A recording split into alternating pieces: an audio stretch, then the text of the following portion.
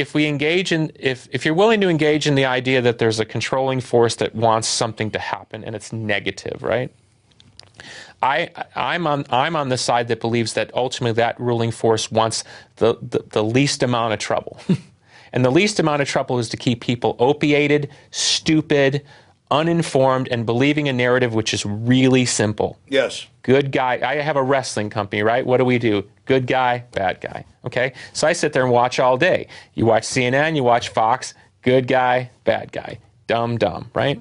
So my point is, you know, as long as we're willing to try to understand that the narrative's being narrowed, if we're willing to be awake and listen to our own being in there, and whether they agree with you or not, that is the revolutionary concept. That is the thing that leads to the victories that all of us want to have. A happy planet, a safe planet, a green planet, whatever. It's an info war. It's a fight in our minds, not physical. No, I don't, and listen, again, if we're willing to believe that there's somebody standing there behind a curtain that wants bad things to happen, if they had their druthers, my guess is they don't want any trouble. It's far easier if everybody just gets in line and watches the same TV programs and just it all dumbs itself down and it ends up looking like Brave New World.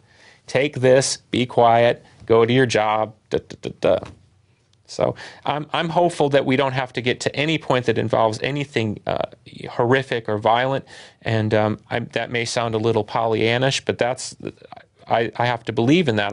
I can't believe in the other version because that takes me into a darkness that I don't believe in. I don't believe in that darkness. It doesn't mean I don't believe it's not there, but I don't believe in that darkness. That darkness is not going to get me or you anywhere. I know that when I talk to a lot of people in the power structure, they don't like what's happening, and they describe it as a kind of out-of-control beast.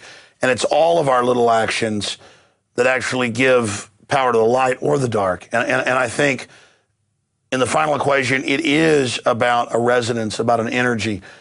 Closing comments on that. I think it's as simple as this.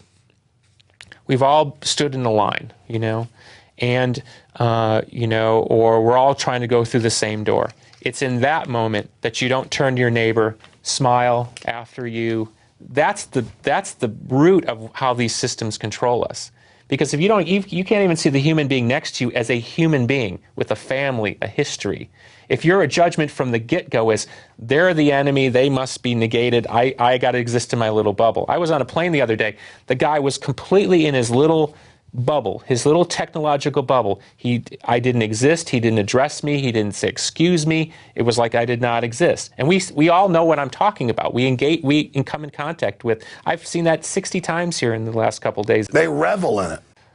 I don't know if those people are reveling in it. I don't think they even know what they're doing. But the point is if you engage in that behavior, if you sort of go along with the dumbing down of society, you're part of the problem. You have to stand for your own value. If you're willing to walk through life in kindness, in humility, that's the seed by which everything grows. And that's what I mean about the micro and the macro. If everything you're saying is true, the way to fight it is with your own being, with your own sense of humility and self. Now, of course, somebody's going to write, well, when they're coming over the wall, the redcoats are coming over the walls, I'm going to need my AK-47, okay? Well, they're not coming over the wall just yet. So I'm at this point where I believe in the energetic aspect of it.